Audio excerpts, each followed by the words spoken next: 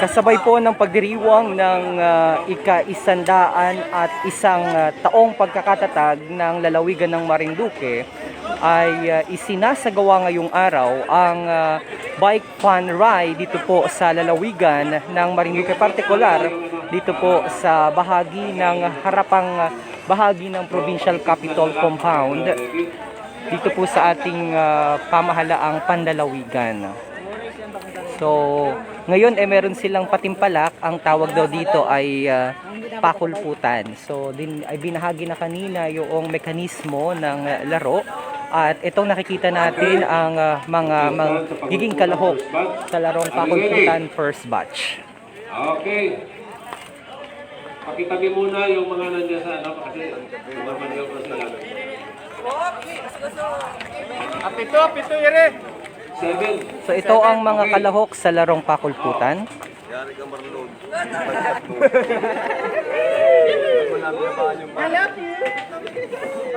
Okay, ready. On the count of 3.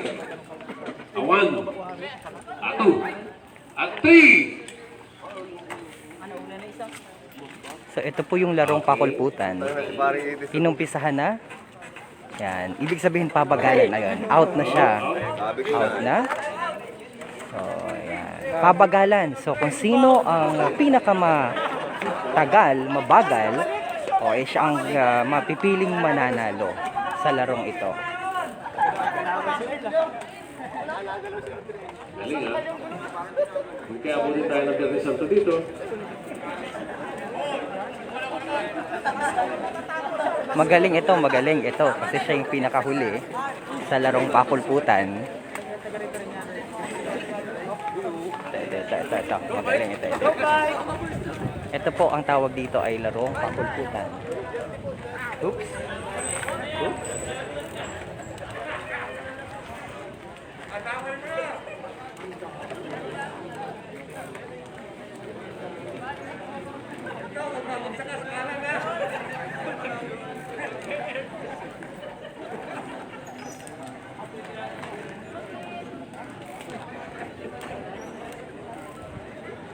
Magaling itong isa, pinakahuli.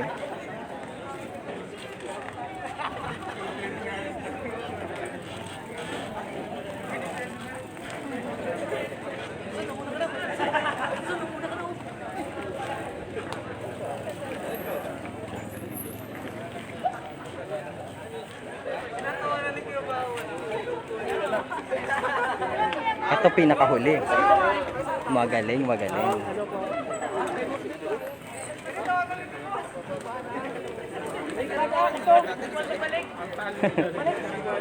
ito ang pinakahuli sa larong pakulputan at ano siya talaga, mukhang pinaghandaan niya itong larong ito. Tukure, naihi ako!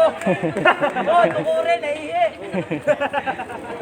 Okay, so siya ang pinakamagaling, pinakahuli. Sana lamang Siya talalaan din oh! Kalsi! Advocate, ang galing siya.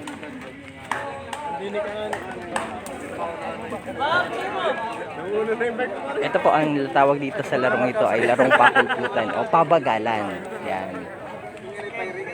Kulpot sa salita dito ata sa Marinduque lamang yung salitang kulpot, ano? Ibig sabihin mabagal ang takbo, kolela at pinakahuli. Anong daya? Bahaw, traffic light. Yung talagang, kasi talagang tagasap. Yung tipulutukan nila. Kaya ako marunong. Mag-commit ka sa Manila. Ito, siya ang pinakahuli ngayon sa larong pakulputan. So ito po ay kasabay ng pagdiriwang ng ika-100 at huli na out na siya. Kasabay ng pagdiriwang ng ika-100 at isang taong pagkakatatag ng lalawigan ng Marinduque. Ito po inumpisahan ngayong araw. Actually, ngayong araw po ay February 21. Ito po ang founding anniversary ng ating pong probinsya. 101st founding anniversary. Itinatag po ang lalawigan ng Marinduque taong 1920. At nung isang taon nga ni po ay atin pong ginunita ang centennial anniversary naman po ng ating lalawigan sa mga araw po na ito hanggang sa December 25. Yan po ay yung week-long celebration ng ating pong founding anniversary. Subalit dahil nga po sa pandemya ay limitado lang po ang mga aktibidades na gagawin para po sa selebrasyong ito sa araw ng Marinduque. Special non-working holiday po ang February 21 base po sa proklamasyon naman ng ating palasyo ng Malacanang. Bukas po araw ng Lunes ay nakatakda naman pong magkaroon ng wreath laying ceremony dito po sa provincial capital. Umaga po yan at sa hapon ay magsasagawa po ng photo exhibit. Gayon din po ang mga mensahe at pag-uulat mula naman po sa ating Gobernador Presbitero Velasco Jr. Kasabay po niyan, araw din po ng Lunes, bukas, ay isasagawa naman po ang launching ng molecular laboratory facility dito po sa ating lalawigan. Pangungunahan po yan ng Provincial Hospital ng Marinduque Provincial Hospital sa pamumuno naman ni Dr. Ed Ancheta. So yan po yung mga ilan sa mga pangunahing highlights ng mga aktibidades sa araw po ng Marinduque. Ito pinakahuli.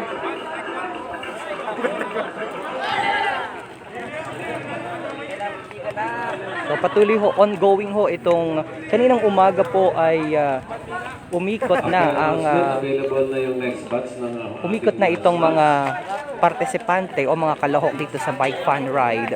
Kanina pong umaga yan isinagawa at nakabalik na po sila mula dito sa Kapitolyo.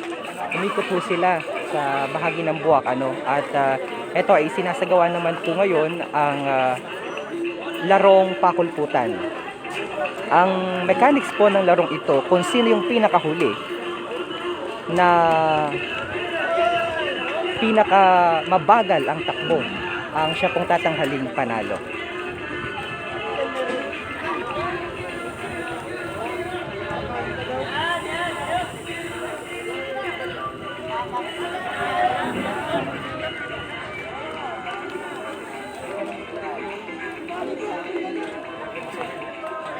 Ang bike fun ride ay sponsored naman ng ito po ay pinangunahan ng kanila pong organizer, of course ang Marinduque Provincial Tourism Office at si Drew Peñafiel, isa ho sa mga nanguna yan, at ito po ay sponsored ng ating dating Congresswoman Attorney Tricia Velasco Catera. At ilan pa po sa mga nag-sponsor nitong bike fun ride na ito.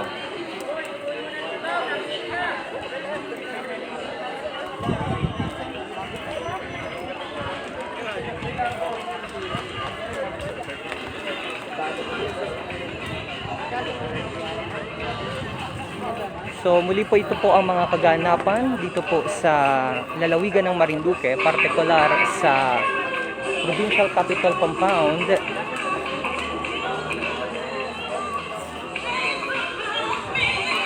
So ulitin po natin yung mga mangyayari pong aktibidades sa pagdiriwang po ng araw ng Marinduque.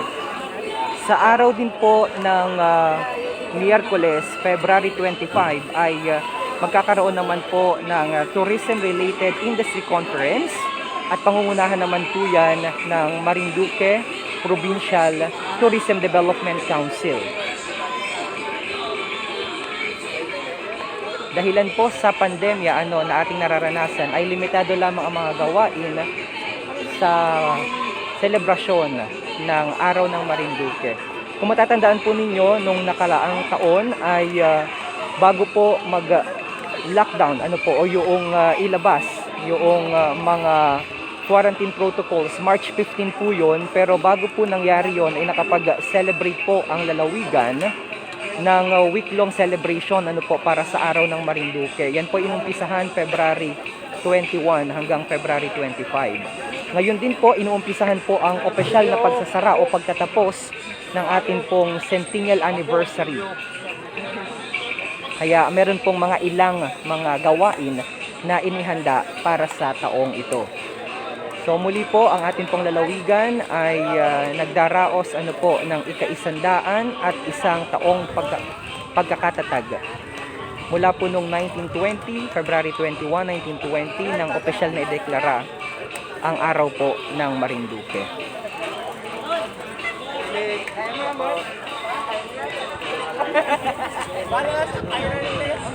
Ayun, pagtatama lamang po pala, ang araw po pala ng Miyerkules ay, ang araw po pala ng Miyerkules 24. Araw po ng Miyerkules, February 24, isasagawa po ang Marinduque Tourism Related Industry Conference o yung TRICON, para po alamin yung epekto ng pandemya sa sektor naman po ng turismo. Ang araw po pala ng Huwebes ay February 25. Yan po ay EDSA Revolution, so wala pong pasok.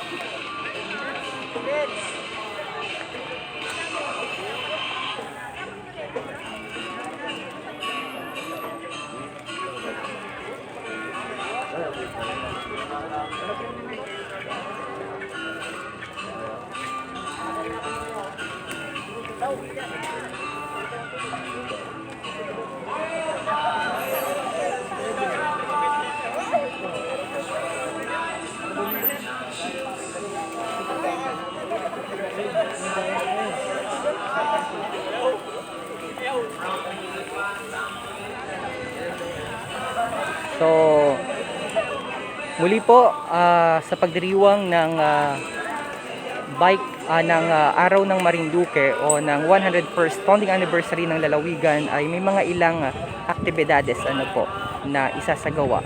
At yan po ay sinusunod naman ang health protocols, kagaya po ng pagsusuot ng face mask.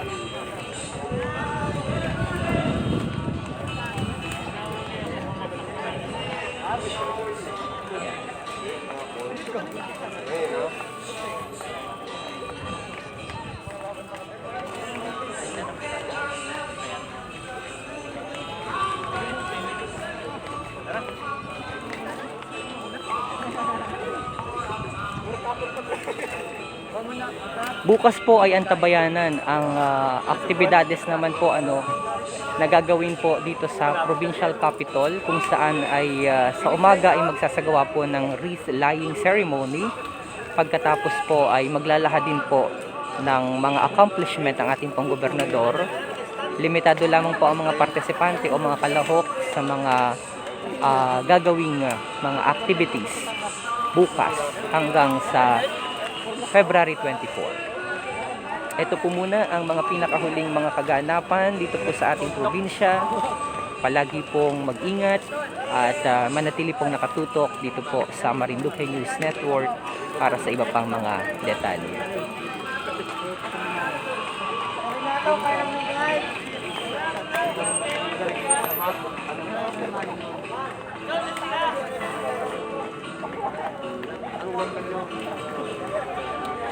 Ano